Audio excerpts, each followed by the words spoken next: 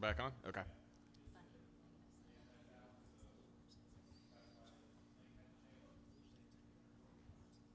I didn't hear you. I was going to say, if you could hear him, you got better hearing than I do. Yeah, I did not.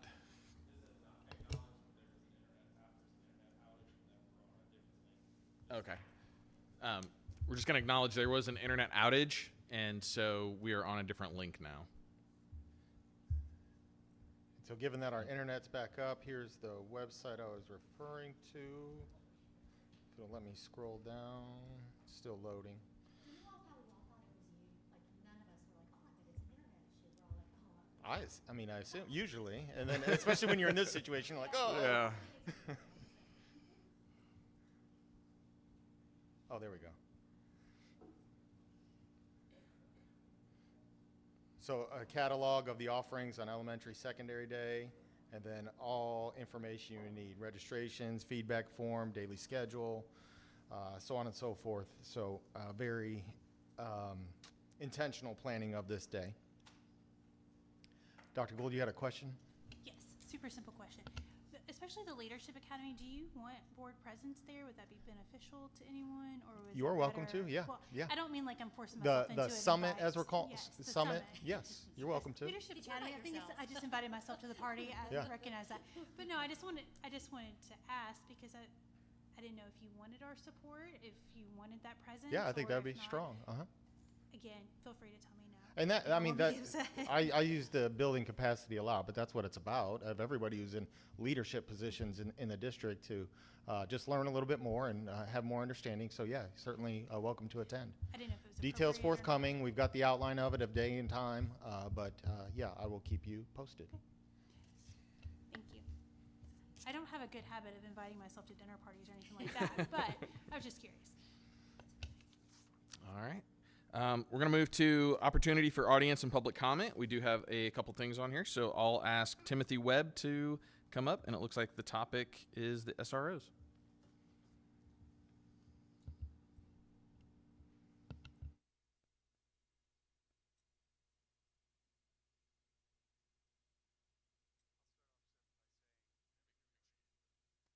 Oh, okay. I'll start by saying that I'm not much of a public speaker, and I did not plan on being here. When I heard that Officer Cottingham and the way that we were doing things at the middle school was changing, I had a reflexive distaste for it. And I have maybe a different perspective. He is integral. The school is a community. He is integral to what we do there. I'm a former naval officer, and one of the things that we look at when we drill is we don't want to think about it.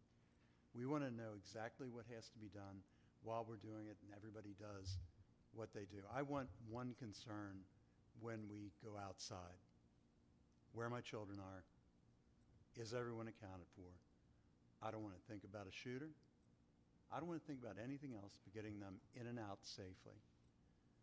Officer Cottingham makes that possible. He's been in the building for years, and I'm old enough to remember when SROs came in, and I was in Virginia at the time.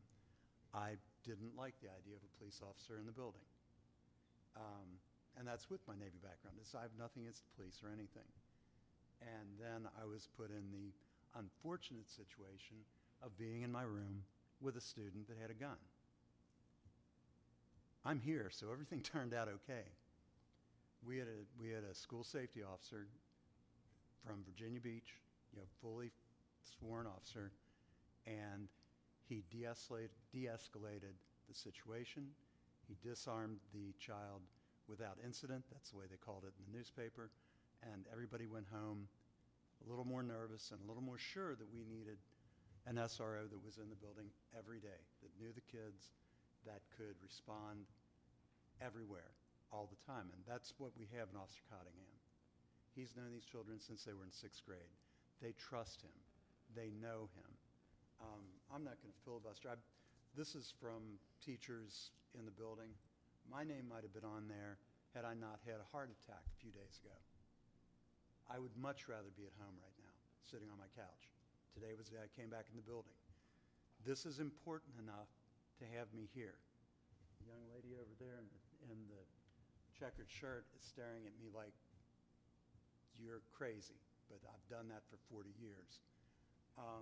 The thing that you keep seeing, and I'll give this to y'all, the thing that you keep seeing across here is that he's the reason that a lot of people feel safe in the building. It's safe, it's reassuring. Parents are deeply grateful knowing that he's in the building. When we had a drunken person in the stands at a basketball game, no one was hurt. No one, I'm sure they were scared to death. I wasn't there. But he de-escalated it. He got the individual out, and things were handled perfectly. We trust him at a level. The parents trust him. The thing that you see over and over again in here is he's part of the family. He allows us to focus on our jobs. My job is not to keep the building safe. I mean, beyond what I do in the classroom. But he's there, and he's where he needs to be almost in a way that seems supernatural. I experienced this a few days ago when I had my heart attack. I knew I was in trouble. I had not reported to the office. Ms. Collins fortunately saw me and knew that I was in bad shape. I knew that I was in bad shape. I got back to my room. The heart attack had started in fifth period. I got back in my room and I was sitting in my chair thinking, how am I going to get out of here? Not because I wanted to get out of here, but I didn't want to pass out and frighten the children. And I looked up and I saw Officer Cottingham in the hallway. I hadn't sent for him. I hadn't asked for him. No one had sent him to me. And I looked out and I said, he's going to get me downstairs. He's going to get me to a place, sorry, a little choked up. He's going to get me to a place where that lady is going to pick me up and drive me to the hospital. And everything's going to be okay. I saw him. I hand-to-hand to the tables to get out there. And I made a joke. I'm a joker. And I said, wow, I haven't been arrested in years. And that started a rumor in the building that I'd been arrested by Officer Cottingham because he quietly got me off the second floor down into the office where he monitored me. And he didn't take away my self-respect. He sat there pretending he was not monitoring me. Miss Preston, Miss Wallace, or Mr. Wallace did the same thing until she came and got me and took me to the hospital. That's the kind of person he is. That's what we need in the building. Okay?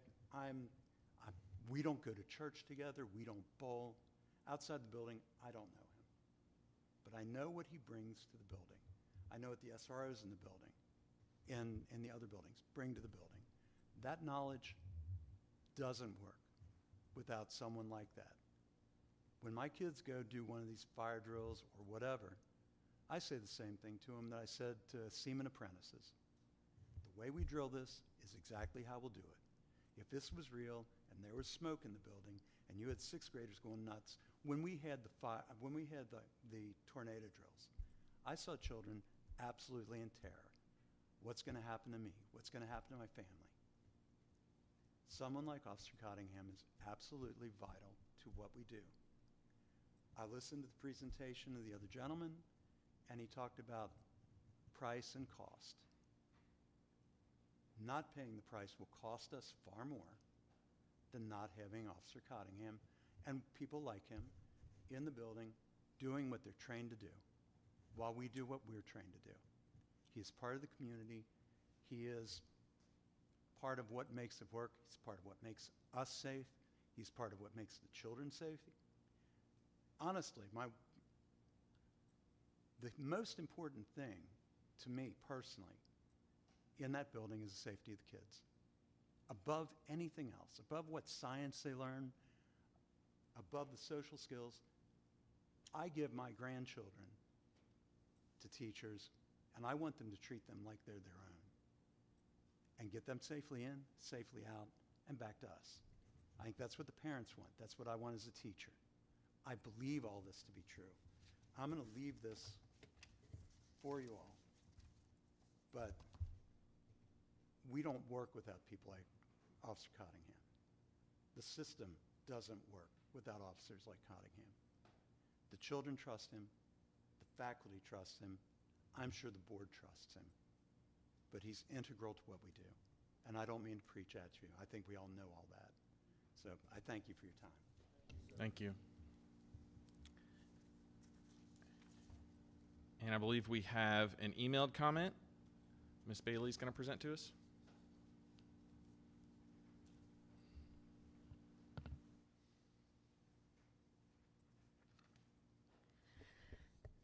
It's been a minute since we've had a comment submitted this way, so just as a reminder, we do have that procedure listed on our website and then our Facebook page.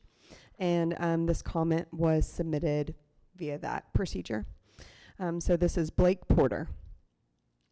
Good evening, members of the Board of Education. My name is Blake Porter, and I am a freshman at Woodford County High School, and I was unable to attend in person tonight, but I still feel that it is important to discuss and share my opinion about events happening in tonight's meeting. The main reason I wanted to make a comment tonight was to talk about school safety. I'm excited to learn that Woodford County Public Schools is expanding its police department by 2 more officers, yet I do have some concerns. I think the addition of 2 officers is great, but I don't believe that it is enough to meet the needs of the district. This is because when there is an officer absent from work on any given day in any one of the elementary schools or Safe Harbor, that school must go without an officer for that given day. And if an officer is gone for an extended period of time, some officers come in occasionally from other schools and cover for a few minutes, but then go back to their home school, which is leaving a reduced level of safety within the schools. In fact, there have been incidents, some even more recently, where officers have had to come from other schools and go to a school without an officer because that school's officer was absent in order to deal with an incident that had occurred in which it was a big enough concern to call in someone from another school. The absence of officers within the schools causes gaps in the service and protection to all students and staff. With this being said, I would heavily consider that the school board approve the creation of a 3rd position to account for the gaps in coverage. If this were to happen, it would allow for there to be more consistent protection and safety within the schools. With the creation of 3 positions, Woodford County Public Schools Police Chief Steve Sutton would be able to move to central office and become a resource for the staff there, but more importantly, he would be able to assist any of the officers if they needed help or to fill in when they are absent, which would provide improved safety for the whole district. Another concern I would like to discuss is about the new high school. When you look at any other schools in the district and almost any other school in central Kentucky, you'll see that they have safety numbering throughout the building. What I mean by this is that they have numbers on the exterior windows and doors, numbers for each hallway, and for some schools. Each exterior side of the school has a letter or number on it. Yet the new high school has none of this. Even some of the newer schools, such as Scott County High School, have, and that is missing in our school, and it should be added to improve the safety of the campus. I appreciate everyone's time tonight and hope this can improve the safety of the district. Thank you very much. All right. Do I have a motion to approve the consent agenda? Motion by Mr. Wilson. I have a second? Second. Second by Ms. McCowan. All those in favor? Aye. Any opposed? All right, motion passes 5-0. Next on the regular agenda, we have, can I have a motion to approve March financial report, treasurer's report? Motion by Mr. Wilson.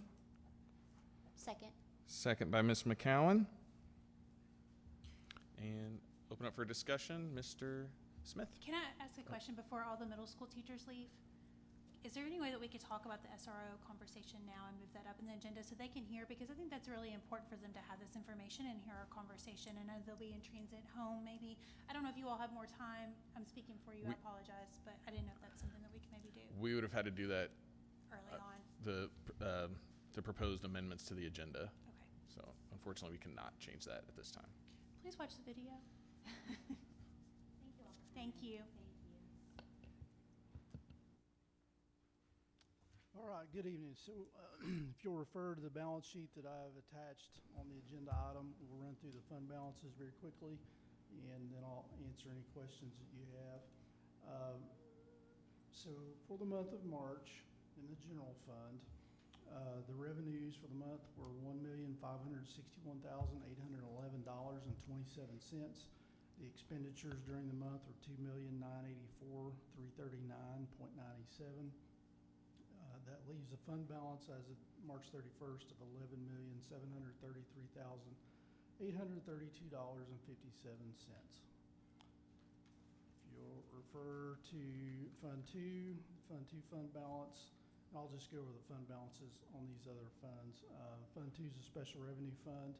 There's $137,466.84. Fund 21 is the district activity fund. There's $486,595.28 in the fund balance there. Fund 25 is the school activity funds. There's $550,067.21 in that. Again, Fund 310, Fund 320 are the flow-throughs that feed into Fund 400 for the debt service. I'm going to skip over to Fund 51. That's the food service fund. The fund balance there is $930,014.54. And then in Fund 52, which is the daycare operations, the fund balance is $1,216,184.71. And then the community education fund, $19,299.30. So those are the fund balances on the balance sheet as of March 31st. What questions do you have about the financials? Anybody? Springate? I guess probably just the same question I try to ask just periodically about our revenue, kind of what that's looking like trending this year, and our expenses, how that compares to years in past, if we have any major kinds of purchases kind of coming up, all of those sorts of things. So I did review the revenues today. That's always of top concern, is to make sure our revenues are tracking what we've projected and anticipated. I think we're going to be really close. We'll probably, and I say this every time, I always project the revenues conservatively, meaning that I always expect we'll get slightly more than I actually budget for, rather than the other way around. I feel like very confidently that's going to be the case again as of when we get to June 30th, that we're going to be, will exceed the budgeted projected revenues. I think the SEEK is going to come in slightly, and when I say slightly, somewhere probably a couple $100,000 less than what we projected. The variable that I can't ever project with any exactness on that is the AADA, the adjusted average daily attendance. And so we project it to be a certain number, and then based on truancy with students at the school, that number can fluctuate slightly, right? So I think our final AADA come in just a hair under what we projected, and so that's going to throw that SEEK dollar off just a little bit. But overall, I think we're going to be really, really close and in good shape from a revenue standpoint. From the expense standpoint, I hope should be able to, by the Monday, May 5th, that we have our working budget meeting discussion to give you a really good estimate as to where we should wind up at for the year. Preliminarily looking at it, I think we're good. I don't know of any major expenditures, to answer your question, that are coming up that we haven't budgeted for. But you know, there's always unforeseens that could happen, especially from a physical plant standpoint. But I'm not aware of anything right now. I should be able to give you a really close number as to what I think the ending balance is going to be by May 5th. So, but I think we're going to be close to what we've budgeted for. So, Thank you.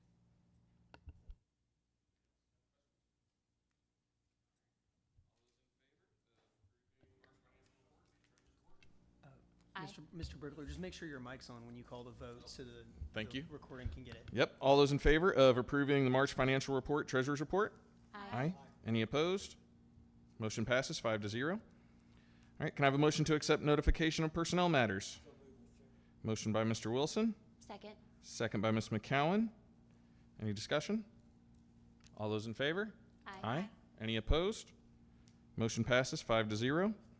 Can I have a motion to accept notification of payment of bills? Motion by Mr. Wilson, Second. second by Ms. McCowan. Any discussion? All those in favor? Motion passes. Any opposed? Nay. Sorry. Nay. Motion passes 4-1. Can I have a motion to approve the minutes of the March 4th special called board meeting? Motion by Mr. Wilson, Second. second by Ms. McCowan. Any discussion? All those in favor? Aye. Any opposed? Motion passes 5-0. Can I have a motion to approve the minutes of the March 25th regular board meeting? Motion by Mr. Wilson, Second. second by Ms. McCowan. Any discussion?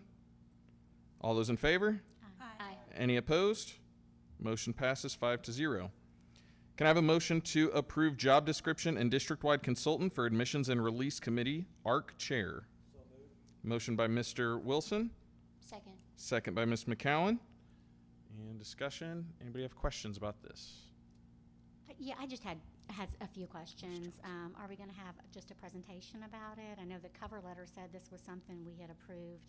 Yeah, I believe Ms. Francis sent Before. some information, and Ms. Johnson, I believe, is prepared to answer some questions if we have them.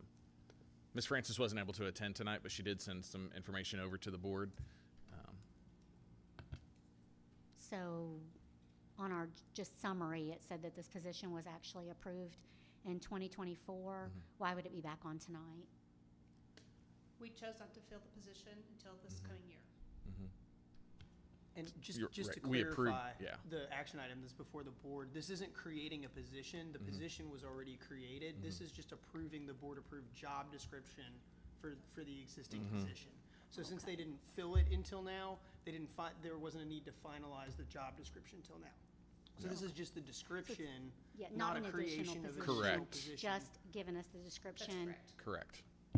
that was created in March, and then we didn't fill it this whole school year? That's correct. And so we didn't have anybody in this job doing this job. Who was doing the job? Duties? Who did the job? They were doing them per school. So this is Okay. a district-wide position instead of a per-school position. So the school in the past has done the ARC meetings and has chaired those? So we're adding this position now to fill it this year. Okay, but in the past, But this has but still the happened. we've already passed it, it's there, we just chose not to fill the position until this coming year. And now you're ready to fill the position, which is why we're getting the job description now. And I guess my question is, if we've been doing something differently, has that been working? There's been an increased number of kids in ARC meetings, we need the additional help. Okay. So it would take the burden off the school folks that are chairing these ARC meetings. How many people do we have on that list of approved chairs? Offhand, I don't know the number, Typically your principal and then but you usually have designate at principals, each school. counselors, usually, district admin like myself can do them. I have some teachers that can do them, usually SLPs can do them. And then, some of our special ed leads can do them as well. So there's several people that can do them within the district, but not all of them can do them all the time. Right. So it would take the burden off those. Do you think there's maybe 15, 20 people in the district that are doing these right now, in addition to their normal duties? Probably closer to 25 that are able to do them, but probably closer to 15 that are doing them. And they're doing them for everybody in the entire district, all the kids in the And it's probably more schools? than that, I'd say, but I don't know the exact number though. Is there any value in having somebody who's like a principal or a special education teacher in the building that knows the child chair the committee versus hiring this person who might not, isn't actually like in the building with the kids and may not know some of that information? Or is that something that's just, this happens like this all the Committee's time? made up of the teachers, so the teacher is in there as well. You just have to have a chair. So it takes the burden off the teacher from having to perform some The duties? parents obviously are in there as well. I mean, it's just it's a complete, it's a team, so. Okay, and so what we've been doing the past year or so, well, actually, always doing, is not really working for us right now, and that's why we're filling the position? Well, like myself, I mean, I typically do all the preschool ones, but there are times when I can't be there, so my staff has to make up that time for me to do, for them to do the ARC meetings for me. So, not all the time can they do them, so, or I can do them, I mean. So since the numbers have increased, we need to fill this position now. Yes. Okay, thank you. Okay. As I look at the job description, will they be doing, beyond leading the meetings, do they gather any materials for the meetings or what are they doing beyond? Probably also leading too, the they'll be meetings? making sure that deadlines are being met. So annual reviews, making sure that we are meeting deadlines for evaluations, for eligibility meetings, those kind of things. So also making sure that those are also being met. They'll probably be meeting with special ed leads to make sure that they're getting organized as well at each school and helping with that as well, because they're also teachers in the building as well. They're not just ARC leads. I mean, they're not just special ed leads. So this position will be independent of that, housed in central office? I believe so, yes. Okay.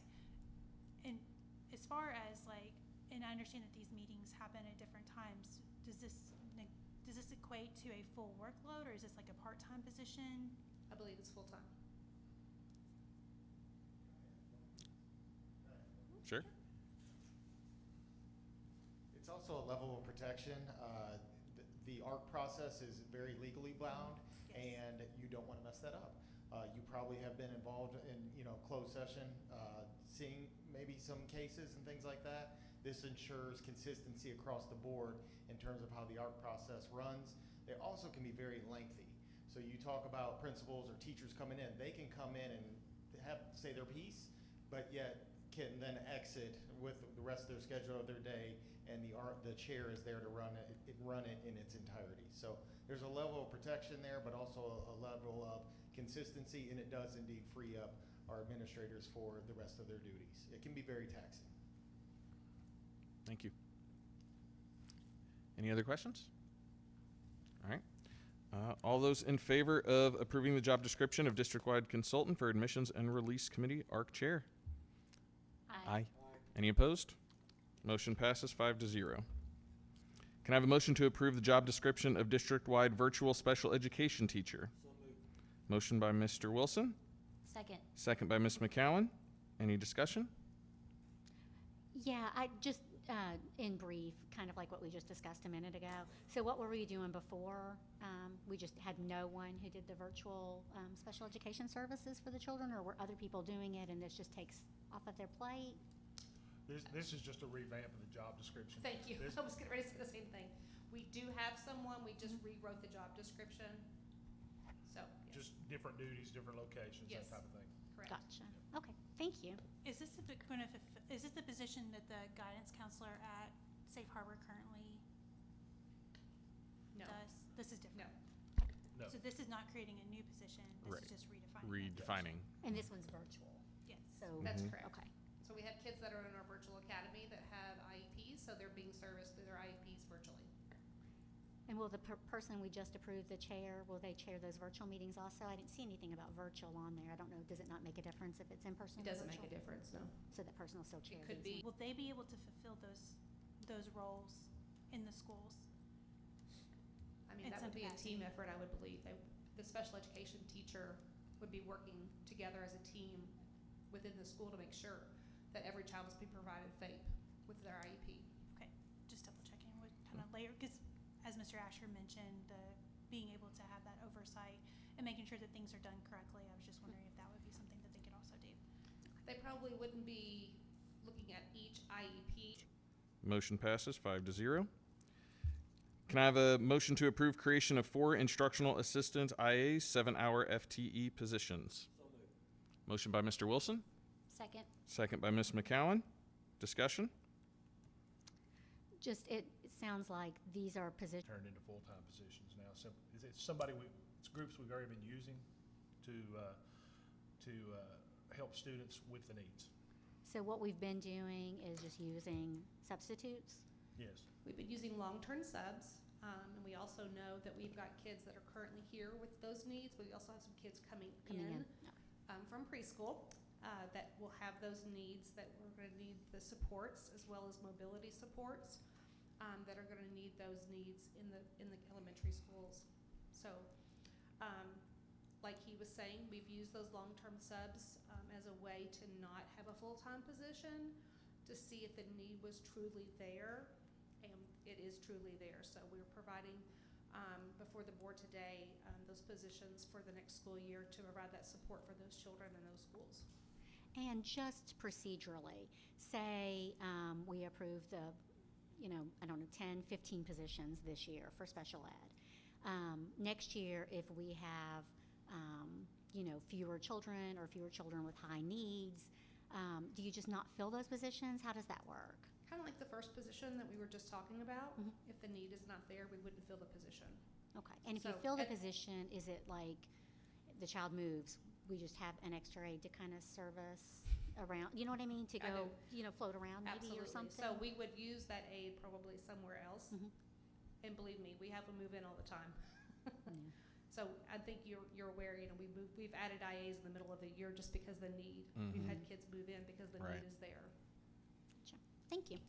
And I will say, as a person who is very connected to Huntertown, I know that that need's there. I've seen it, I've talked to the administrators, I could vouch for that. Absolutely. It has definitely been a welcome addition to the school itself, changed a lot of dynamics in the school, and it has increased just the need for safety and that sort of thing with that Yeah. population being So there. they need direct supervision, like you're Yeah. saying. It's a safety concern. It's also mobility. We have a lot of students today and coming in next year that have direct safety concerns as well as mobility concerns. So they have got to have direct adult support throughout the school year, or throughout the school day. All right. Anybody else? All right. All those in favor of approved creation of 4 IA 7-hour full-time positions? Aye. Aye. Any opposed? Motion passes 5-0. Thank you. Thank you. Thank you so much. Thank you very much. All right. Yep, see him walking back up. So now we're going to discuss the SROs. So can I have a motion to approve creation of 2 school resource officer positions? Motion by Mr. Wilson, Second. second by Ms. McCowan. And Mr. Wells, let you and Chief Sutton provide any content as we enter discussion. Yeah, I don't know that I have anything additional to say, that I didn't say earlier that's not on the agenda Mhm. item, but again, happy to answer any questions. One thing I do want to say, I do appreciate Mr. Webb coming up and giving his opinion and his feelings. I certainly hear him, understand that. I really appreciate him talking about, there was a time when, I know when I came to Woodford County in 2002, I came from a district that did not have SROs. And they were trying to get them, and there was a lot of pushback. Like, it just wasn't, it was a Mhm. newer thing. And like, we don't want police in our schools. And when I came to Woodford County, we had SROs. And like, I couldn't imagine not having them now. So I completely hear everything he's saying.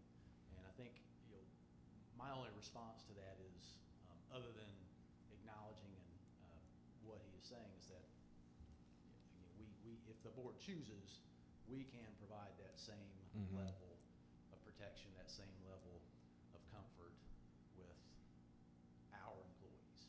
Right, right. Could we review possibly for each, so we will have a school resource officer for each school, right? Yeah. Including Safe Yeah, Harbor? we're not losing anything. We're just changing the infrastructure of the 2 officers from Versailles Police Department, moving to internal positions, just like we have at the elementary schools today. So nothing, we're not losing anything. It's just a restructuring that we are providing all the positions instead of 4 for the elementary schools and 2 from Versailles Police And Department. that's, so the Versailles Police Department, we're at the middle school and the high school, Yes. and Yep. nobody at Safe Harbor? We, the district, employ 5 officers, 4. Okay. Oh, yes. 1 at each elementary, 1 at Safe Harbor. Yes. Okay. The Versailles Police Department has allocated an officer for the middle school and the high school. So what this board item, what is being proposed, is that we increase the Woodford County Police Department by 2 officers who would cover the middle and high schools. And again, I don't want to belabor the point or, have us here all night, but I still don't quite understand why we are doing this. I don't understand what the issue is with having continued partnership with Versailles Police Department in keeping our middle school and high school officer. I do understand that there would be an increased cost to that. I hear that. And I do think, one of the quotes from Mr. Webb was just a really good quote, talking about safety and really. So can you just explain, Mr. Atkins, how we came to meet with Versailles Police Department and why there was discussion about not having those officers continue at our middle school and high school? Sure, I can address that. Of course, we have a new mayor in town, and we have a new police chief, and they requested to meet with us. That's how it came about. We were not looking to change anything, but as with new leadership, you have new vision, and I think that as we move through that, that we all felt comfortable that we could withstand or sustain our own force. We know what it's costing them to employ these officers. We know that they can use them in different capacities, and that's kind of what this is stemmed from. I think that the bigger issue at hand that it's not just as easy as the officers now transitioning into the school resource positions and applying for those jobs. There's pensions, there's other things that are also overarching that transition and that loss. And I think that there is legitimate concern about individuals that are currently in the schools that are providing those services that make the staff and students and teachers feel comfortable because they've been there, they've built those relationships. Those relationships are huge. Anybody who has a background in trauma-informed care, they understand that the relationship building can really de-escalate a student very fast versus someone who is new to that space, someone who may not have that same, a law enforcement background is not necessarily the same background as the capacity to build those relationships day after day with individual students and being there throughout a lot of those students' lives and having interacted with them even as children, and that some of our school resource officers have had those capacities to do that before they even became the school resource officer. So those long-lasting relationships are hard to replace, as well as the safety aspect of our teachers and students feeling that this is the person that they know to be there every day, to be accountable, that will protect them, and they know that they will. I do worry about if we hire new individuals, and it may be a done deal with the city that we can't go back and say, hey, but we want to keep them and we're willing to pay more money or whatever that may be. I don't know what those inner workings of that conversation was to see if that's even an option. But I think the concern is who may come. And I think that they're worried about who applicants may be. That's a quick turnaround process. But I do think that if we do approve those positions, that we really have to think about what those positions look like. And again, what a history of building those relationships in that trauma-informed space, I think is going to be really crucial to this position. And as a parent myself, I am concerned. I am concerned about the loss of this resource. I also echo with the courageous student. I'm so glad that that student spoke up and let his voice be heard in this process, that we really do need a third resource officer. I think that is very important. So I don't think that issue is, as a school system, if we're capable of those things. I think we are capable of having our own force. I don't think that that's the issue. I think the issue is these individual officers who have built those relationships and the fear of losing them and what's to come next. And I think that that's a rational fear. But I do think that having a third person is incredibly important and viable too, because of the ability, just like the student outlined, and I've had conversations with individuals about this as well, to fill in when absences are happening, or if a crisis happens. We live in a pretty small community with the exception of Northside, officers can get very quickly, but also those resources that our school resource officers do not have. They do not have a vehicle. They do not have the same radio station that they have access to. And I've spoken to some of them about these things. There's things that they're lacking in their force that the Versailles Police Department can't offer through the current SROs that we have. And we have to be committed on the back end if we continue to build our own force of school resource officers to provide them with the tools that they need to be able to effectively do their job, because there will be a lacking piece in that. And I think bringing them into that conversation is so incredibly important, and asking them those questions. And I do want to be clear. I think we have a wonderful police chief. I think we have a wonderful SRO force. I mean, they are amazing. They have great connections with our kids. I just wonder if we can have some conversations with the Versailles Police Department about if they are willing to continue to work with us for the officer at the middle school and high school, and what that cost might look like, because I do believe it's important that we know all of our options. And so if that's an option, then I think that's something that we should have presented to us. We should have a choice. Are you suggesting we table the motion, not do Please. anything? Well, I'm just asking, because my understanding of the situation is that the mayor and the police chief requested a meeting. They wanted to go in a different direction. We realize the importance of these resource officers. This is a way to maintain that, to where that as soon as we hire the 2 new police officers, they can start to build a relationship. If it hadn't have been for a requested meeting, we would not be having this discussion tonight. But we're having it in reaction to where we are. Right. That's what I thought. Yeah. And so I would. And I think you want to be careful when you try to save positions for individuals, because there's nothing to say that those individuals wouldn't get jobs somewhere else, or wouldn't win Right, the and lottery, that's and wouldn't, not- yeah. So, I mean, I think what we're talking about here is, there was a need to pull those resources back into Versailles Police Department, and we are now at a place where we can expand our internal force, have control over it, fulfill the needs that we have with these 2 positions. I do agree we need to talk about a 3rd position. Obviously, that's not on the agenda tonight, but that's something that we should discuss.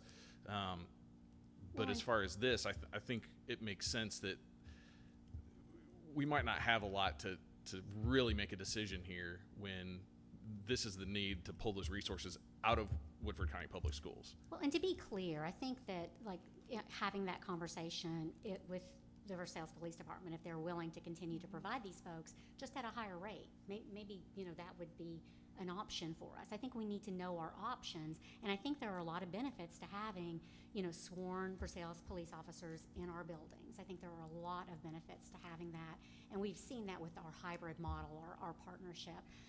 So I definitely think that it's worth having that larger conversation and seeing if that's an option. Yeah, but again, we're not losing any officers. I think we're getting tied to the individuals, and we're not losing SROs in the buildings. We're expanding. We already have our own force in the buildings. Right. So this is just changing from 2 VPD individuals to 2 more Woodford County Public Right. Schools. And like she was discussing, those are different things. It looks very different to be a police officer for Versailles Police Department than it does to be for Woodford County Schools.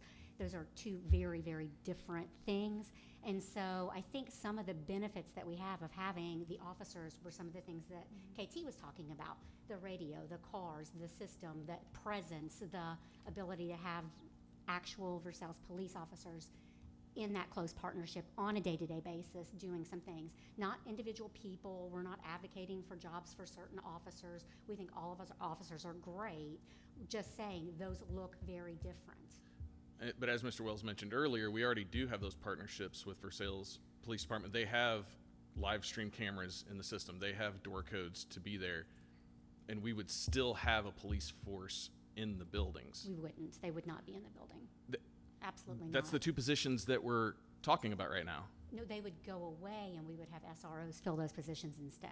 So Chief no, Sub, they would Right. not. They are a police force. So SROs are a police Is there force. anything any different between your certification and? No, sir, we're exactly the same training. As far as trauma informed, that's one of the, when you are hired, 7 years ago, we were an SRO day 1. So I look at it like retirement. I have a dream one day retire. I'm assuming Officer Cottingham has that same dream. Not trying to push him away now. But when he does retire, we're going to replace him, and that's what we're doing now. Right. So we have an applicant pool put in, it's like Mr. Atkins is leaving, we have our search committee, Mr. Reynolds is leaving, we hate to lose him, but we have to fill positions every year in every aspect of the district. So as far as the sworn police force, we're a public police agency, same powers,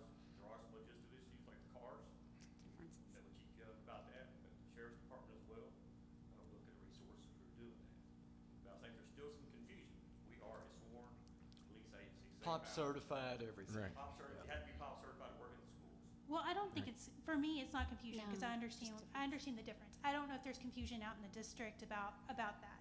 I do know that there is concern about who may come in to apply for the position, because the benefits for working for a city or a state entity are very different than working and coming into this position. You know, when you, and this is me taking from having conversations with, and I don't want to out those people, so I don't want to say too much, but I've asked people, I've gathered information, I've talked to people about this. I think that the concern is twofold. One, and I'm not saying save this, you know, No, like you said, nothing like retirement, or putting aside anything else from any of the SROs or that are currently in those positions. They all do a fantastic job. And I think we could all agree that we feel very safe in our Whitford County schools for the most part. I think that the concern is twofold. One, that these positions have been created, there's that connection to the Versailles Police Department through these individuals that chances are, I mean, I don't know, I can't speak for them, but my guess is they're not going to come and apply for the school resource position. So even though they have the capacity to do that, it doesn't seem likely given the scenario. Because I don't think everybody would be up in arms if they were like, oh yeah, we're going to come apply. And that's a personnel matter, and I'm not trying to get into that. But I think that the concern is who's going to come after? What does that look like? Is this going to be someone who's retired? Is this someone who's going to have the physical capacity to do the job to the same length of time as someone who is maybe just filling this in for a couple of years? And I know that looks different. I know that we have been blessed with some school resource officers because of specific situations. They have been able to come earlier in their careers. I think that there is a lot of concern about turnover and what that may look like, about resources and what that may look like as we shift to our own police force, which I know that we have. There's a lot of concerns, and I don't know that all those concerns will be answered tonight, but I think that we have to be mindful of that. And even if we could have a conversation with Versailles PD, with Mayor Dake, and say, hey, is this something that we can maybe consider a workaround? I think that that's worth entertaining. Now, on the flip side of that, I know that we're on a time crunch, that this contract is gone July 1st, and we have another month before we have a board meeting if we table it today. I just don't know if you could answer to if she would be willing to, if invested parties would be willing to entertain more conversations. And of course, they're not here tonight, so they can't answer that question. But from those conversations, did you feel like it was a cut and dry measure, or if there was some room for wiggle room if we kick in some financial resources? I was Because present for the same meeting with Mr. Atkins. I can't speak for Chief Young and the mayor, but I can tell you this. They're no longer with the school system come next year. That was made clear to us as far as we know. He was talking about the quick turnaround. The more we put this off, the shorter time frame we have to get the hiring process started. So we're really concerned about that, finding good applicants. I will tell you, we have currently 2 Versailles retired officers. So I do think there would be interest within the local community as far as retired guys coming from here. If it was a retired person, they don't have to be retired. They have to be pop certified. They can be 22 and been to the police academy. They can be 50 and been to the police academy. So that's kind of where we are now. But the more we put this off, the quicker, I mean, that's the board's decision. That's up to you all. can I ask a question about the retirement? Do you think that with retired police officers, do you think that they would want, and I know you can't, I'm just saying because of the longevity and turnaround, I think that that's been some of the concerns. Like, will someone come in, maybe fill this position for a year or two because they are retired and decide, oh, I want to use my retirement, rightfully so. You've worked hard for that time. Do you think that that is a concern, or do you think that that might be something that you can project? I don't know. Nobody's tied to anything, but. Dr. Gould, all your concerns tonight are valid. I will say, you know, all the officers that we currently employ were all retired officers. And they've all been here from the beginning. I So think- longevity's good. Yeah, yeah, so our track record with that is very good. Just some of your other concerns, you're absolutely right, we don't want any police officer, like, to be a school resource officer, it takes a certain type of person.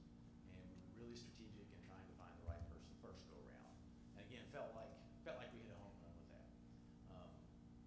And I completely understand, and I know we're not talking about people, but the anxiety that it causes with the thought of losing someone that's come to be a protector and that you have a relationship with, completely get that.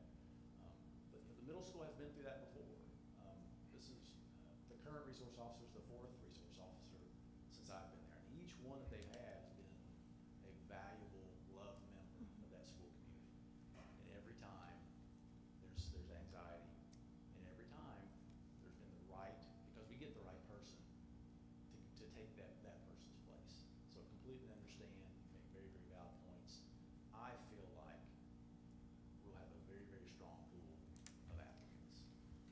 Thank you.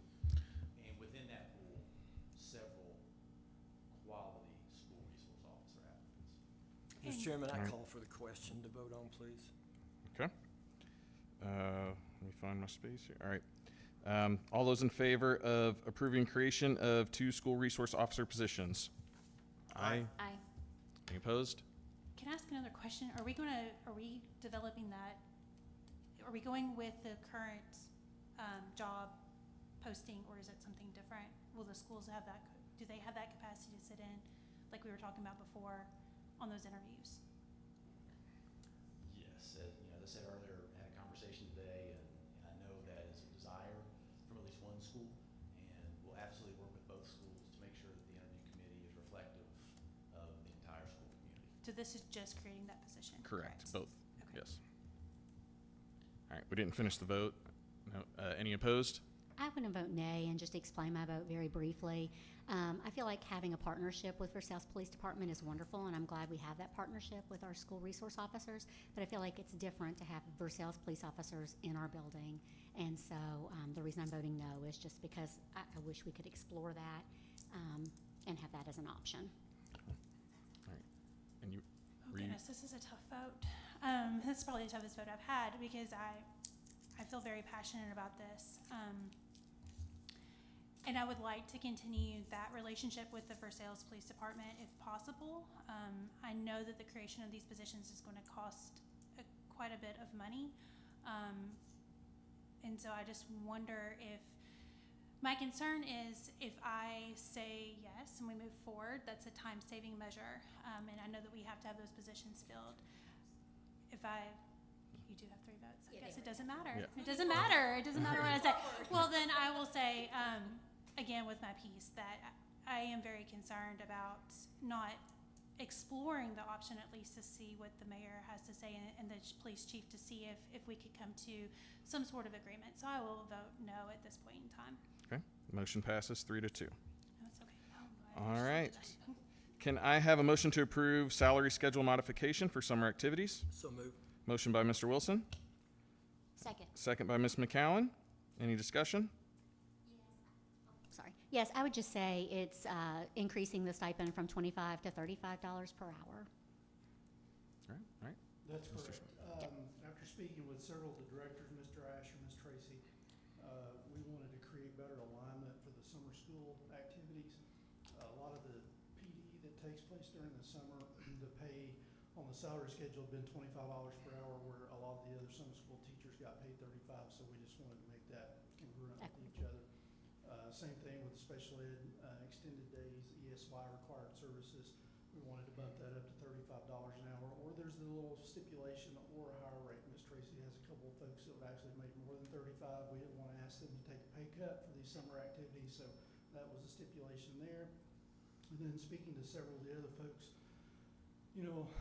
back during COVID, it became difficult sometimes to get some folks to work during the summer on a classified standpoint with bus drivers and monitors and that sort of thing. And so everyone was in agreement that that really was no longer needed. We could move that rate back to people's hourly rate for those positions. And so that's all we're asking for.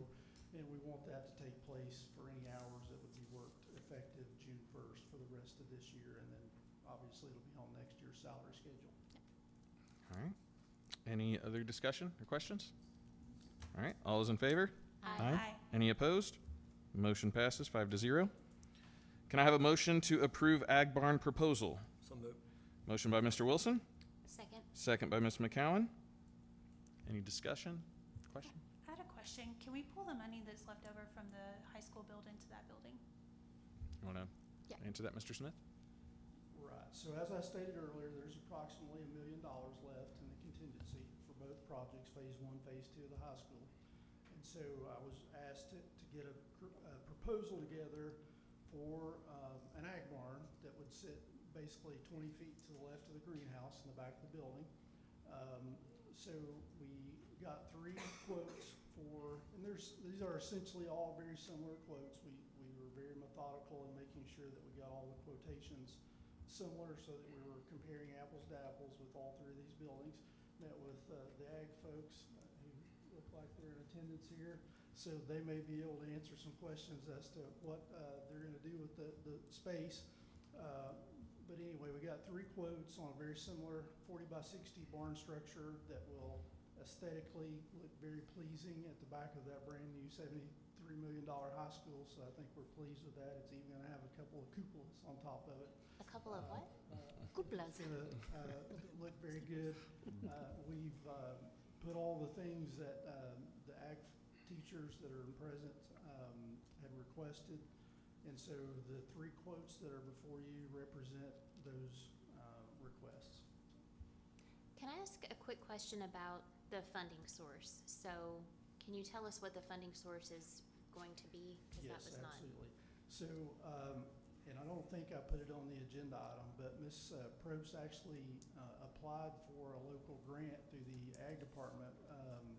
It's $40,000. It's on there. The rest of the funding will come out of the project for the high school, out of that $1 million contingency. So, And what would happen if we had the $1 million contingency at the time everything was all said and done with the high school, what would happen to that pot of money? Where would it go? yeah, so any unspent money out of those projects, when the BG ones that we referenced earlier with Mr. Ratliff were here, when we get everything tidied up, all the BGs revised with the final numbers, any unspent dollars out of those projects would be escrowed on our balance sheet. Now, those are restricted dollars because we sold bonds for them. Those can't be just used for anything. Any project that's on our existing DFP plan, but those dollars could be used for any of those projects moving forward.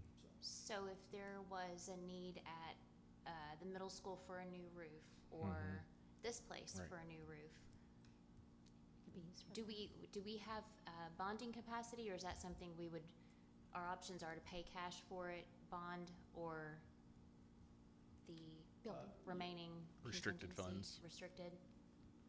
Right, so bonding, Ms. Mercich will be here Monday to give a bonding presentation to the board.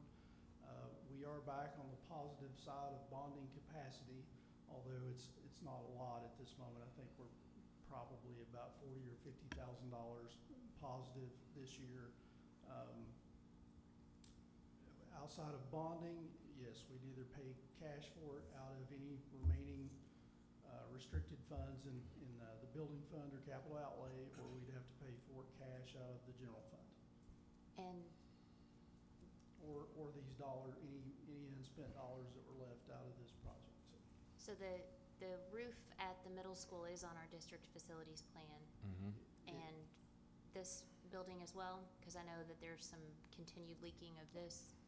That's correct. The middle school is definitely on there as and I think I probably stated this previously, that's gotta be a pretty high priority to the district in the next 2 to 3 years. I think that's probably the next major facility repair that's gonna have to be made. And I think 3 years ago, we got a quote that was gonna be about $500,000, so I would expect that to be probably 25% higher now than it was 2 to 3 years ago. Yeah. I will jump in. We are going to talk about a lot of that on Monday, the district facility plan and the budget. And so I think we're going to be able to dig into a lot of that and kind of make some plans. But I do want to kind of get it back to our ag barn I wonder proposal if that discussion should be too. tabled then until after that discussion, without knowing what our Yeah, without having financial that bigger picture. discussion, it's kind of hard to decide. And especially knowing that I think our budget this year was our expenses exceeding our revenue. Was it by 1.5 million?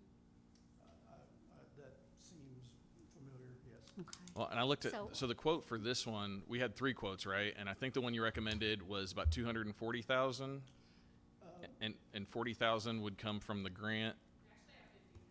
We have 50,000 from the grant, and so we're looking roughly 190,000 that would come out of. Yeah, actually, yeah, it'll be really close to that, give or take. Sure. A couple thousand. Sure. Based on changes that we'd have to make, yeah. Okay. Well, and just to finish my statement, what I was going to say is that if we're looking at ending this year, best case scenario, about $1.5 million negative, with more expenses than revenue. That was our budget that we passed, this year.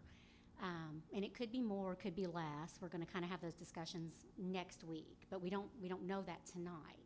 We do know that we're going to end the year, the fiscal year. Last year we ended with over $3 million more expenses than revenue. This year, best case scenario, we were hoping to end the year $1.5 million with expenses more than revenue. Zero bonding capacity to do any repairs, zero in that fund that does repairs, and looking at our beginning balance dramatically being reduced according to the budget that we passed. I don't know, maybe it does make sense to kind of table this. I want us to have a barn. I feel like our ag kids deserve a barn. So I'm not against the barn. I'm just thinking maybe it might be better to look at our finances and look at maybe a comprehensive list, and then also to, kind of see exactly, are we sure we're going to end the project, the high school project, with the $1 million? What if it's less? What if we have to repair the roof at the middle school? So I just think probably having some broader discussions. Oh, that building is pretty. I'm looking at it now. It's a pretty building. I want us to have it, but I want us to be responsible and look at the big picture and really see if that's something that we can do. And just as an aside, is this on our district facilities plan? The barn? No, but it doesn't have to be because it would be part of the high school project.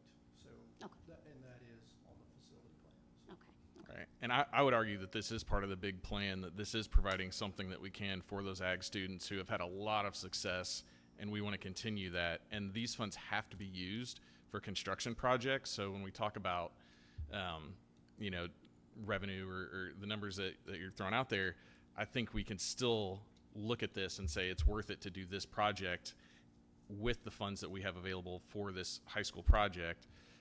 So I don't see that it's something that we would have to table and prolong, especially we know that construction costs don't go down. And so if we table this too long, it could be more expensive down the road. So I don't see a purpose in tabling this topic. Well, we're meeting on Monday to have that larger finance discussion. And just to be clear, the roof, that could be paid for with this $1 million. The roof at the middle school, that could be paid for with this $1 million. This $1 million could be used for anything on the facilities plan. So it could be used for anything. And if we have those repairs and we've spent this $1 million, then we have to pay for those repairs out of our general fund. Sure. And nobody's saying we don't use that $1 million for those repairs. We're talking about, we got grant money for this barn, and we're talking about less than $200,000 for this project. So I just, sure, absolutely. While Ms. Probst is walking up to the stand, I was in FFA my sophomore and junior year, and I did a lot of stuff with the barn at the old school, and I'm sure she's going to get into the lambs and everything, but the stuff they do is really, really cool. I don't plan to pursue an agricultural future, but I know a lot of students at our school do, and them getting to work on stuff firsthand is really important. Thank you. Thank you, Reed. So several years ago, we started with the old tobacco barn that we had here. Clearly, raising a crop of tobacco on a high school property is not as favorable as it was back in the 80s. So we had a vacant barn, and I had a vision. We paired our animal science classes with our special needs students, specifically those that are FMD students, with some having some life debilitating struggles that they had to work through. So our students, our animal science students, were in charge of working with those students in classes to raise those lambs. So we had lambs that were donated for about 4 months throughout of the year, and those students were in charge of learning the daily routine, the bathing, the sanitation, the caring, and all of that. We then took it a step farther and worked with our with the fair. So as ag teachers, we are very much involved with our local county fair too. And there is a gentleman by the name of Warren Beeler who has been in politics for a very long time, and he has a daughter with a disability who has just actually just a few weeks ago passed away. And they put on what is called a sunshine class at the Kentucky State Fair. And that is a class to where students with disabilities have the opportunity to exhibit those animals throughout like a livestock area. So they're animals that they choose the names, they walk them, they exercise them, they feed them, they help bathe them. So it is a hands-on activity. If any of you all have animals, I think you probably understand the benefit of having animals just within your daily life and care. So we started that program. Mr. Richardson then had a small animal class that came through, and he, excuse me, he began working with some of those same students in a small animal capacity to offer some grooming. So we have grooming facilities that we purchased a few years ago, and we've had the opportunity to do that here because we had the space. Once we moved to the new building, we lost that space and we lost that opportunity to provide a hands-on outlet to those students. It was intended for those students with the special needs. What we learned is it became an overall win-win situation for all of the students.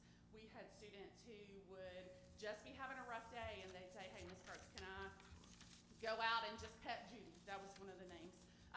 Can I just go out and pet Judy? And you could just see the stress leave that student. Kids became enticed with that. They became like they had a purpose and they had something that they wanted to come and do. The $40,000 grant was for the Ag Development Board. It was 100% completely written by students. They went to the meeting, which is from our community representatives. They made the presentation. They did all of that. The other $10,000 grant is from a national or a Kentucky FFA Foundation grant. So we have $50,000 going toward the project. I don't understand everything with school finance, but I do, a $240,000 building that you only pay $190,000 for is a fairly good business deal in my mind. But I would also hate to have to turn around to the community and return that money to them, because ultimately we are also on a deadline to get this building built. I think like August is our deadline. So I would hate to miss that opportunity and have to turn around and go back to our community and have to return that money to them. So, but that's what we use the barn for. That's kind of the vision of how it started. It gives us an overall lab space and to do those hands-on projects with. Thank you very much. Mr. Chairman, Go ahead. I was just going to call for the question, but go ahead. No, You I better was just go gonna first. say, Go ahead, and I'll be Ms. quick. McCown.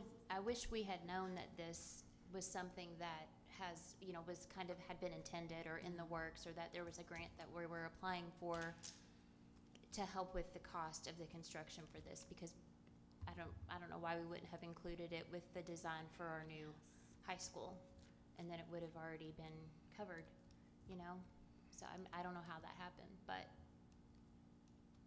I'm concerned about not having any funding at all when we have a leaking roof here and a roof at a middle school within 2 to 3 years that's going to need to be replaced, with having to pull that out of our general fund and the impact that that's going to have. That's my big concern.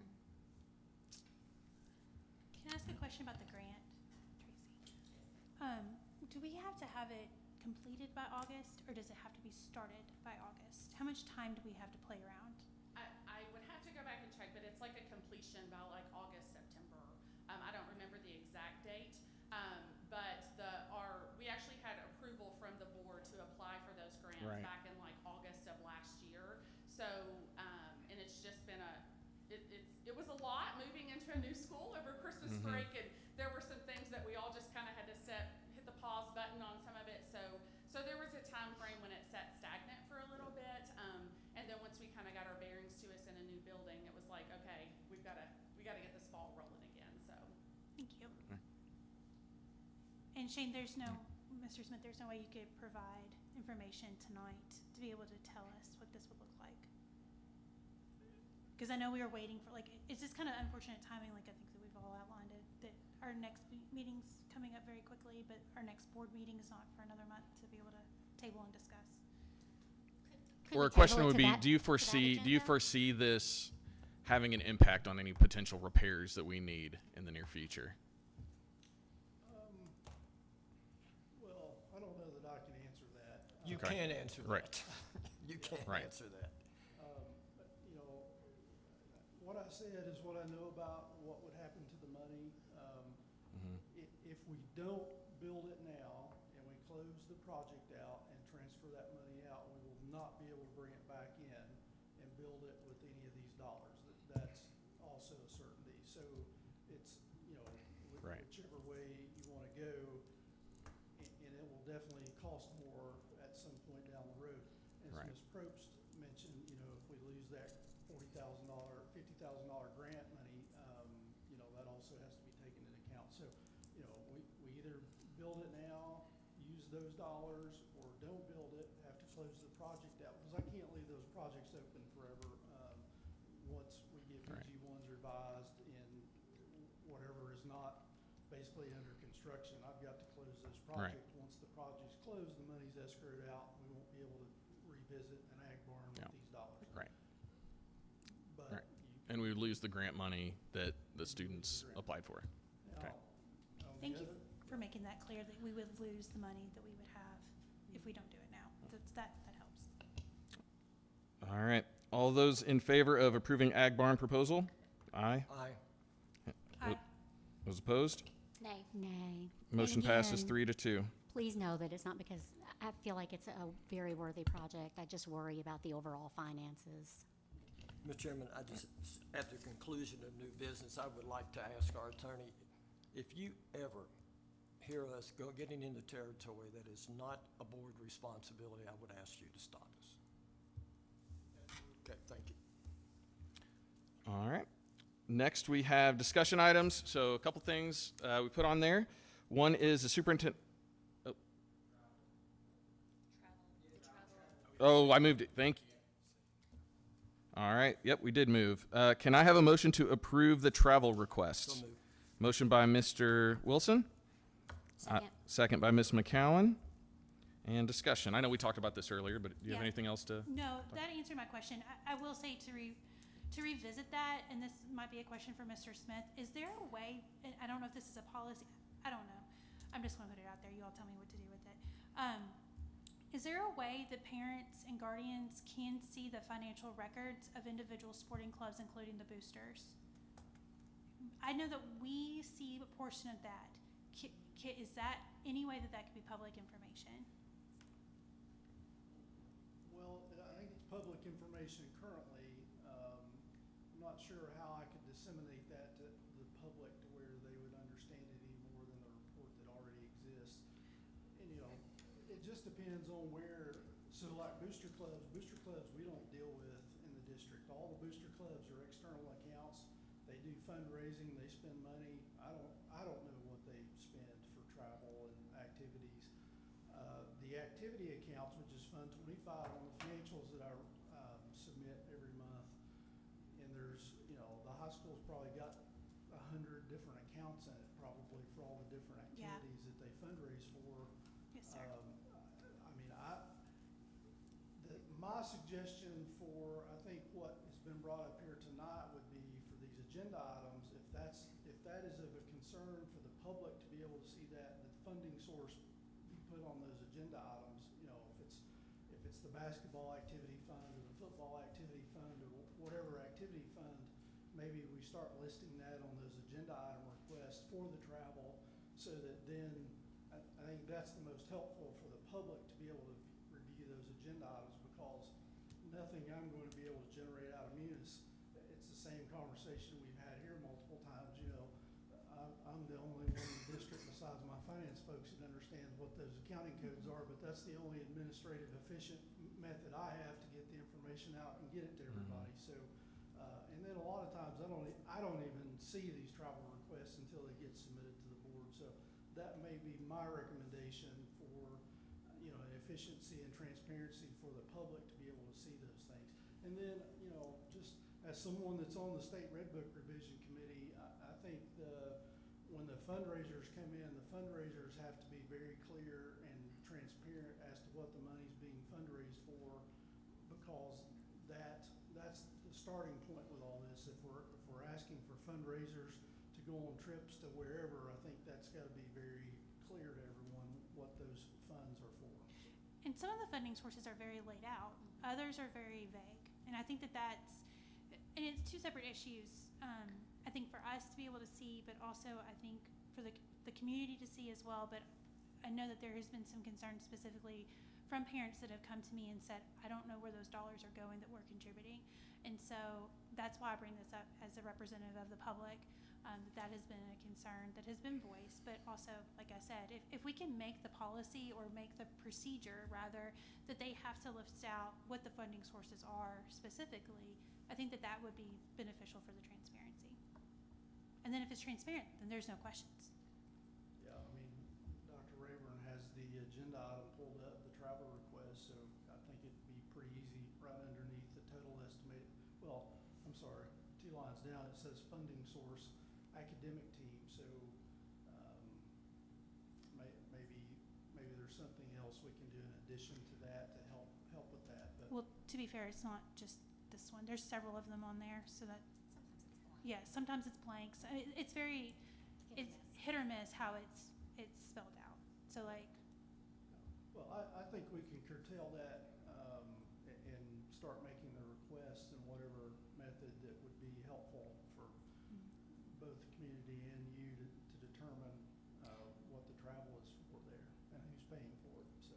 because like this one, for example, that go back, if you don't mind, the basketball school and booster accounts. So it's clear that the boosters are pitching in as far as where that's coming from. Some of it, we don't know how much.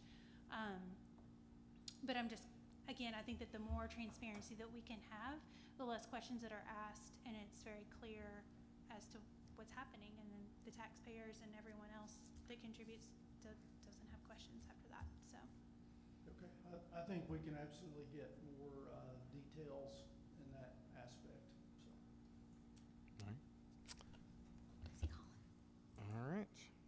All those in favor of approving travel request? Aye. Aye. Any opposed? Motion passes 5-0. All right.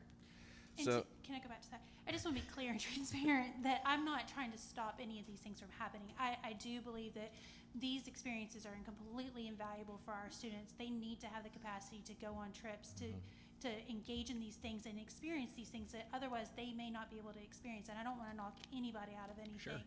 I'm just trying to make it more transparent. absolutely. All right. Moving on to discussion items. So, had a couple things on here. Superintendent search update.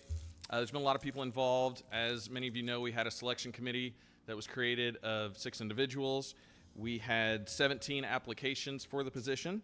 The 6 members of that selection committee and search committee, as we call it as well, reviewed those 17 applications. We worked with KSBA and had a consultant that helped us to map out, rank, score the applications, go through and identify individuals for interviews, virtual interviews that we held with 7 individuals.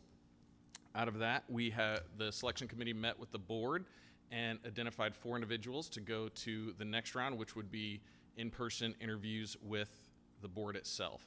Those are going to be scheduled and held over the next few weeks, and our goal is to have somebody selected, hopefully by Memorial Day, but could be June. So just wanted to give everybody an update of that procedure and let you know kind of what's going on. Anybody got anything on that? All right. The other piece that I had on here, school board redistricting. And I want to be really clear, this is not school redistricting, not where your student is going to go. This is for the voting districts of the school board. So 5 of us up here. We talked about this last fall, but we're asked to table it just because the elections were coming up and it was going to be a lot going on during that time. One of the main reasons for that topic being brought up is that our population has shifted, and this is based on 2020 census data, and so some of our voting districts are skewed. We have too many in one district, not enough in another, so the goal was to even it out those numbers of voters within the districts. We were provided 3 options at that time. We were almost going to vote, and then, like I mentioned, we tabled it. Since then, it also looks like the voting precincts have kind of moved around and have adjusted. I think they went from 19 voting precincts down to 8. And so within our districts, on top of the numbers being skewed, the precincts have changed. And what that means is it can be kind of confusing for the community of where am I supposed to vote, who am I voting for, I'm not sure. And so what we have are 3 options that we already had in the fall. But upon reviewing those, it may be worth getting maybe a few more options that evens out not only the numbers that was addressed the first time, but also those voting precincts so that it's clear for the community of, who they're representing and who they're voting for and where to go. So I didn't put it as an action item here because I do want to get everyone else's input, see what you guys have to say. Well, Ms. first, Springate? yeah, the first thing I want to say is I am very sorry to Sandy Jones and her staff. I didn't notice you guys there until after they did the budget, amendments. Had I noticed you, I promise I would have asked for you to have been moved up because I realize it's a very late night and a lot of our agenda items don't involve folks, being here. So that was an oversight on my part, and I am very sorry about that. And then I think we probably just need to do some sort of a work session that's just about this only, because it doesn't make sense for you all to stay till 9 p.m. and Right. listen to a regular agenda and go through all this. You always do a very good job. You and your staff do a wonderful job advising us and giving us options and letting us know consequences of each option. So I would think that we would probably just need to get with you all and schedule some sort of a work session, maybe after the superintendent is selected. Is that too late on your all's time frame So- if we're thinking about? I think what Yeah. I think the sooner the better, because once we vote on it, then, I don't want Yeah, to call they've her got a lot to Sandy. do. That Sandy doesn't sound proper. Sandy but has a I know- lot of stuff to do. Yeah, but Sandy, that's when she has to do the work, and elections, are prime, we Yeah. just need to do it. Yeah, Would and July be too late? Yes. That would give us time Yes, after? it would be too It would be late. too late? Right. so a couple of options that were discussed is, so they did give us the options back in the fall. They have a program and a system where they can kind of run and Right. figure that out. So we can ask them to give us some options within those parameters using the tools that they have. Another option that was thrown out was to maybe form a committee to review that with them outside of the board. My personal opinion, I think they have the tools and we could just connect with them and they could provide us some options that make sense with the precincts and the voting numbers. But we could ask them to provide those options and then we could actually vote on that at the next meeting. In the May meeting? In the May meeting. The problem is when if they we have provide that. questions or if we want to move things around, like the last time we did this, they were present and they could show us in real time, oh, that's what that means. If And you they move could do that at the forward. May meeting as well. Well, but I don't feel like it's really a good idea to have, a long requirement for them to do a whole bunch of stuff at the end of a meeting like now. Say we were put this on. Oh, we could move it up on the And agenda. they would be doing that right now, and I. No, we could move it up We on the could agenda for accommodate sure. them, Yeah, absolutely. Well, and but I'm that- free also, Do you wanna come up? the week of the 12th to do a special meeting, the week of the 19th to do a special meeting. I don't know. Would you like to come up and address? Another option, Ms. Springate, and we've done this in the past, the chair and another board member might be able to spend some time with the county clerk. Those, work together, come up with some options, bring the options in May. You all will be part of the process. You can fully explain it to us. Does that make sense? Yeah. Can I ask timelines with you? So if we did ask to have a few options presented to us using the tools that you have to provide, the voting numbers, the precincts, even all that out, not to put you on the spot too much, but with timelines, how would you feel about that? And knowing what it takes to put those into effect after we would actually vote on an option. Right. Well, I understand you all have a timeline as well, so without imposing upon what you have here presently, July may be a little bit late just because of how much work we have to do. We have, everybody will be filing for the next year's election by November the 4th. So, we have a lot to do and get everybody in place before we can accept our first filing. I realize you all don't file until June, but we have to have a voting registration system that is a statewide system in order. We can't be shifting anything after we have that first filing that comes in November. So it's an extensive job.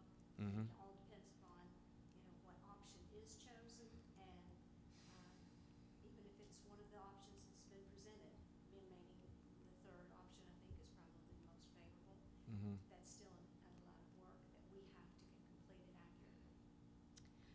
do you feel like we need to do, I mean, do you feel like it would be valuable or a good use of your all's time and our time to do just a special meeting with all of us kind of sitting down and discussing that? Absolutely. I mean, I do have availability this month. I'm not sure. I know KT's got a crazy schedule right now. But, I mean, we've got, we've got all of May that we could potentially, I think do you remember, I'm not gonna say it, stop myself.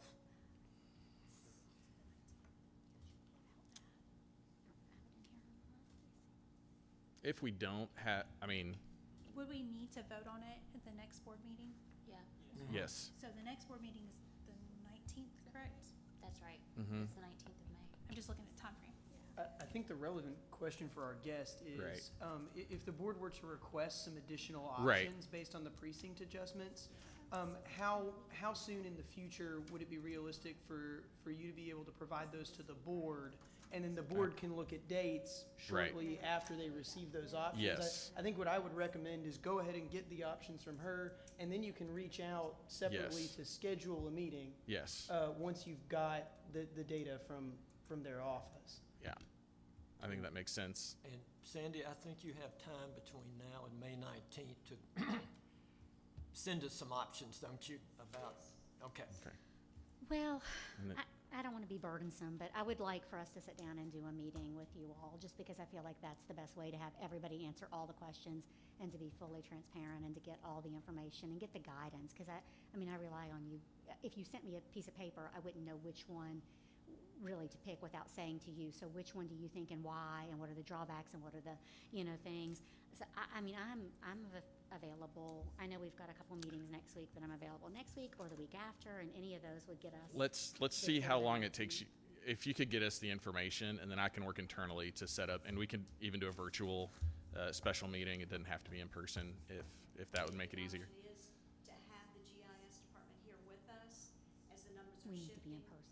I can arrange that. Okay. Good. But right now, just for clarification's sake, you want to see more maps, more options at this point? Yes, to see maybe like 3 options like we had before, but with the precincts and the voting numbers more evened out. Okay, right now, they're terribly skewed. Right, right. That's why we know we need to move fast on this, because they are very out of whack. And luckily, we're not, for the board, we're not in an election year now, but we still need to get this in because of registration. So yes, if we could ask to get a few options sent to us, and then, and if you can send those to me and I can share those with the board, and then based on that, we could set up maybe a special meeting. Again, we can do it in person or virtual. We can work through that. And I don't That way mind we a can ask special questions. meeting. I understand Yeah, your I don't part. see why we wouldn't just schedule it now. I just don't but want, okay.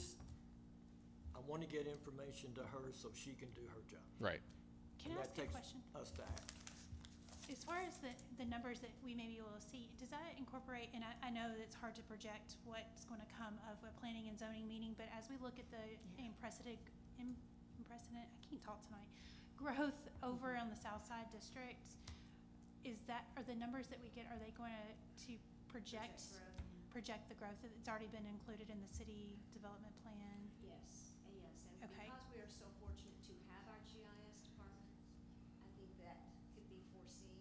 Okay. And so we're not talking about just a little Band-Aid, hopefully, that this would be Yes. proposed, Long because term. it is a magnitude, I can't Mhm. believe, Mhm. for us to have the voters placed accurately. Absolutely. Mhm. And I just don't want you to have to do that Less again. representation. I just didn't want you to have to go back and reinvent the wheel, a couple years later. So that's why I was asking that question. That sounds good. Thank you so much. Yeah, unless census data in 5 years got really skewed again. All right, so you guys, it sounds like most of you want to go ahead and schedule something, so I'm not opposed to that, but I do want to be respectful of your schedule as well. We can make it work.